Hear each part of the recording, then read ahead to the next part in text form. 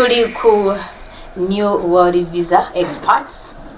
Mbala musizako mwenna abali ku mukuto gwa Nyundo Media, abali ku YouTube, Facebook, Twitter, Instagram, n'abali ku TikTok. Tubala musizako. Yes, olwaleero nesude bukolokolo nezijjako ate ku company eno ekyasinze okuwa bannayuganda services ennungi ku budde ate era mu bwesimbu. Nakoma okujja waneeno twajja n'omukulu Katumba Oye. Yes, nesisinkana CEO nanga muganda wange jangu tuyiseemuuko tukola kyonna kiri naye ng'otadde oluganda ku bbali namugamba kasooke nzireyo wabweru noonyerezeeko manye ebintu bineeno bannayuganda obayisa otya obakolera otya kampani eri kwalaali yo registered buli kimu kiri kwalaali byebigere bino oluvannyuma lw'okukizuula nti sisanzeyo complain yonna neŋŋamba owaayi ke kaseera ate kanzije nkole ne New World Visa Experts ensonga lwaki saawa eno ndi wano era nga ku mukono gwange guba gwa kkono gwa ddyo gwa kkono nyinayo omukyala ayiko obulungi ennyo agenda kutweyanyulira atubuuzeeko bwe tuvaayo tuddeko ekyemmanga mukama waffe naye ateredde manager naye abeere ng'atubuuzako atweyanjulire tukikube. Balamusizaako abatulaba amannya gange mpitibwa Tahia nga ku TikTok nkozesa Tahia Wali nga mu New World Visa Experts nkolanga sales officer. Mu New World Visa Experts tukola ebintu bingi omulinga freelance visa. Freelance visa eyo ebeera visa gye weekoledde ng'okutte ssente zo n'ogyekolera nga teriiko sponsor yenna nti ono agenda kukako okukola emyaka 2 nga gwe agifuga. Oli waddembe okufuluma ng'ogikoze, oli waddembe okugamba nti no kambeereko wanene emyezi 6 newaka mbeereko emyezi 3 kwegamba eba vizayo ng'oli waddembe okuyingira n'ofuluma nga tewali agambako. Oli waddembe okufuna omulimu gwonna gwe weetaaze kweyo freelance visa. Yeah. Ne tubeera ne 60 days visa. 60 days visa osobola ogikola nga ova wabweru ate osobola n'ogikola nga oli munda wabula obeera oli munda oba oyagala 60 days visa oba oyina ogenda ku A to A gye tuyita A to A visa change airport to airport. Ne tubeera ne visa ey'omwezi ogumu. Visa y'omwezi ogumu nayo tugikola wano ku New World Visa Experts. Tukola ne outpass ng'oli muneeno toyina biwandiiko, toyina passport, toyina n'ekimu kyolina naye ng'ogamba yange ogamba nti naleetaze okudda ewaka naye siina wadde wentandikira kudda waka. Omwana ali yali staaka talina passport, of course talina visa, akooye ali mu university agala kuddayo ewaka. Mumuyambako. Tumuyambako ne tumukolera outpass nasobola okufuluma mu mirembe. Ate nga nammwe abaliyo nga oyinamu overstay naye ng'oyagala kutereeza mpapula zo odde ku visa obulidde omulimu oyinamu by'overstay oba ng'ofunye omulimu owulira nga obikoye ebyokubeera ku kaliwali tuyita kaliwali okuba ng'okolera mu bumenyi bw'amateeka byonna waneeno tubikolako tukusobola okuyambako okugiramu abscondi oba oyinamu fines nyingi z'otasobola kusasula tusobola okuyambako okuzireductinga ne bakusalirako n'osasula fines entono. Katugamba oyinamu ng'emitwalo 10 n'osasulanga 1,500. Ekintu ekyo kiriko New World Visa Experts sisobola zoogera nzekka nenzimalayo kampeni ku manager waffe ayongerezaawo.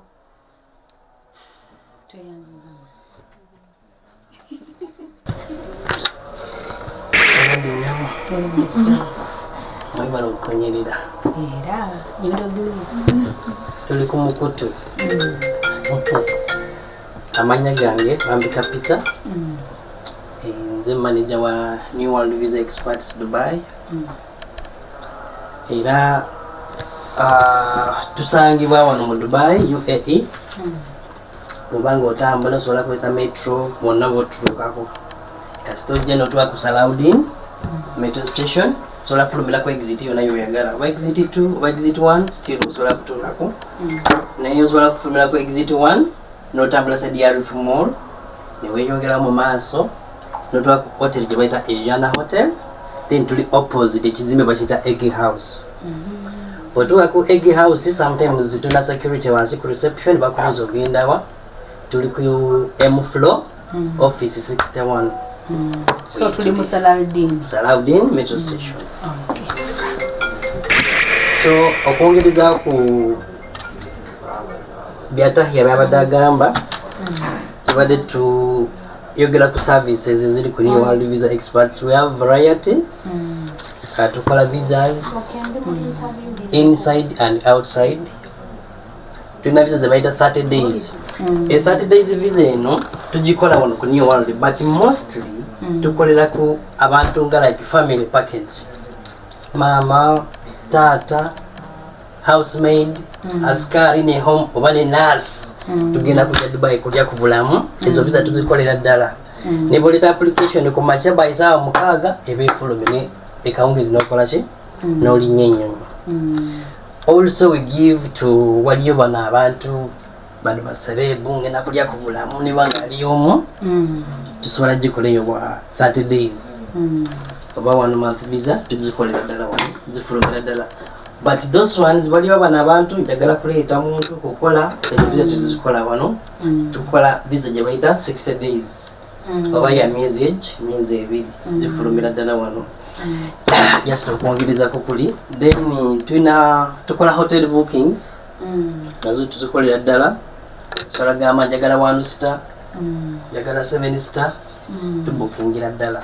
Mu bufunze ndi Uganda oba ndi Congo oba ndi Nigeria oba ndi Rwanda njagala kujja mu UAE, nsobola okukola visa yange ne New World Visa Experts nekola air ticket yange nabo oyogedeko pick up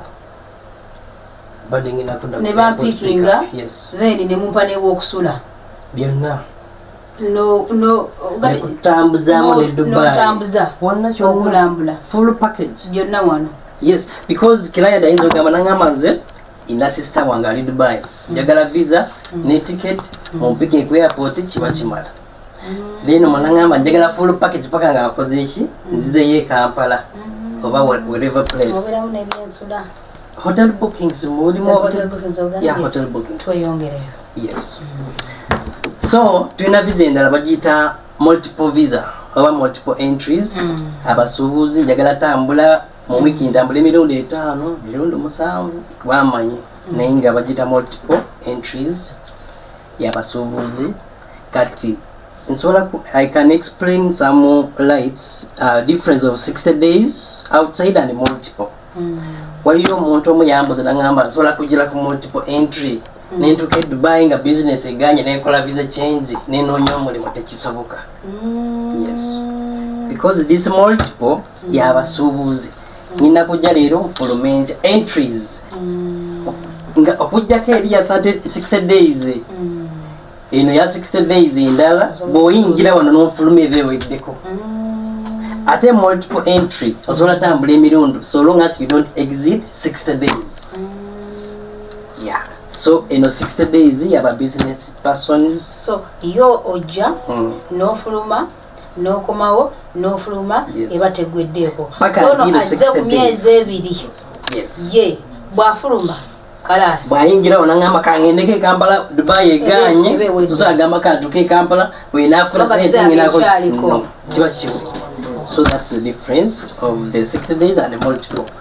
Then tusobola kwongerako ne A to A 60 days. Eno A to A waliyo some people nga abadde ku company ne bamwa cancellation. Kati omwana akube nangamba njagala visa change lesagala fuluma ndi ku cancellation tekisoboka. Yes, tekisoboka paka onofuluma onokola exit okuva ku cancellation y'Omuwarabu oba ye company gy'obadde okola such that odde ku new entry. Yes, kati whoever like ng'oli ku cancellation onokola airport to airport. Yes, eyo. Then waliyo omuntu nga yajjira ku visit visa oba katugambe 1 month oba 60 days naye nga taagala genda ku airport naye nga yagikolera wano tusobola mukola extension nga tafulumye. Yes. Extension ebeera just wa 1 month naye efulumira same day. Kale nsobola kukola visa extension emirundi emeka ya gundi eno extension osobola ko ombuza zicha extension osobola kola 2 times. Only 2 times. Yeah, only 2 times. Then ogenda pay to pay. Okusabye bampa seyongera yo. Okola bindi jange ebiri na extending asefulumye. Lazima yino kula mnefuluma muko ne bane nkoma. Yes, then okusabye ogenda ko almost cut.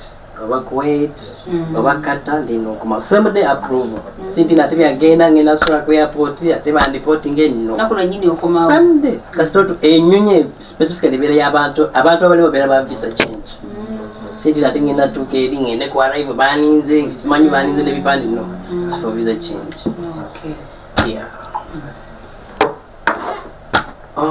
Then ekirala nduza bali bana abantu nga yagala kujja wano tulina motoka.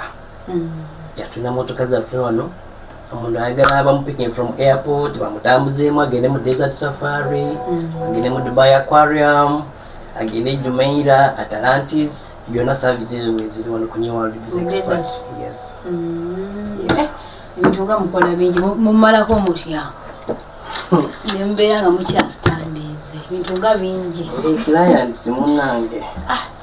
Tibo kya mukama. Anyway, olwakaseera okuleka mpozi gwe wenna ng'olina ekibuuzo kiwandyagadde okubuuza oba kyategedde bulungi kati gwe osigalidde genda mu comment section oteekeyo ekibuuzo kyo bulambalanga nja kutwala buvunaanyizibwa nange nkikasukayo mu ofiisi babere nga bakiddamu. Mubale kutwagala, mubale kuwagira New World Visa Experts nga nange nasayiningiddwa dda era Wabula ko uniform tusinza okulaba. Nazedda nade mayina kujanga mu TV yawe ebimuli. Siri omugambe the next time takinkola. So bye byange nja kudawo n'omulundi omulala nja komawo n'omulundi omulala tweyongere okumanya tweyongere okukamubi ku bintu ebikwatagana n'entambula and the visas air tickets biki byonna nga babyogeddeko kubanga muno mulimu enkyukakyuka muyinza okera ku makya nga bagamba nti ate ebya reduction bikoze eki bivuddewo so buli kimu kyonna ekinaba kigenda no mu UAE nga kikwasaganyiza na visa biki nja kubanga nzija wano ku New World Visa Experts bebokka basobola okutubuulira amazima n'ekituufu ng'etambulirako mubeere bulungi. Nyondo Rosette Ashman Kashuji ya boy K's Africa ate nga tuwanulwaliro okwabanjulira Nyondo Gleam Products olunaku olwaleero gamba nga abakyala bannange abakyala you are our first priority. However n'abaami obukose bamutubirina naye omukyala okweteekateeka mu buliri oba mu kisenge n'obeera mutuufu ng'oli mujjuvu ng'omwami wajja gy'oli tatantala talina walaga walala products zonna tuzirina. Era nga bebamu abanyondo Gleam bakuletedde ekizigo ekyamaanyi ennyo ekikujjamu mu black spots obuli mu face yo kikujjamu ebintu ebyenjawulo bunnamakula ne skin yo nebeera nga erabika bulungi era nga tovudde mu kala yo ogenda kubeera ng'onyirira togenda kwejjusa kubanga kizigo kyamaanyi nnyo era nga kikolebwa mu bintu ebiri nakyo ekizigo kiri nakyo tekirina buzibu bwonna ku skin yo wabula still ddagala lya skin era ogenda banga olabika bulungi nnyo namadala kigule odalinga wonna woli kuba ku namba y'essimu eryawo ojjaba okifuna. Era nga bebamu bakukolera obuviiri obwenjawulo oyagala kaviiri kafaanana katya oyagala ka wig akaviiri kogenda okusuulako obusuuzi onyirire tebigenda kugwanga biri ebyabali kagenda beera ku mutwe gwo kalweko omale nako ebbanga ng'okafuliirako katono nga era kasigala kanyirira temusubwa okufuna akaviiriko obe nga weeyagala ng'onyirira abakwegomba beeyongere. awo wennyini wetwongerezaako abasajja abaami nga mutuufu gwe ebintu byo byakusindika byansindika njake Nyondo Gleam ekikukoleko bulungi nnyo mazima ddala bakugamba ebisaanyizo by'omusajja okubeera nga awasa biri bibiri ekisookera ddala obusobozi si bwa ssente bwokka mukwano olina okuba n'obusobozi obw'omu kisenge kikulu nnyo kasita obeera ng'ekisenge okikwasaganya mukwano omukyalo ojja mubeera naye bulungi nnyo talina gyalaga Nyondo Gleam ekutuusaako ekikuyamba nobeera ng'oyongera ku maanyi go charger webanga yafa ne tugichaginga nebeera nga ate ekola etya eddabujja. Nyondo Gleam, your skin daily doctor. Nyondo Gleam everywhere.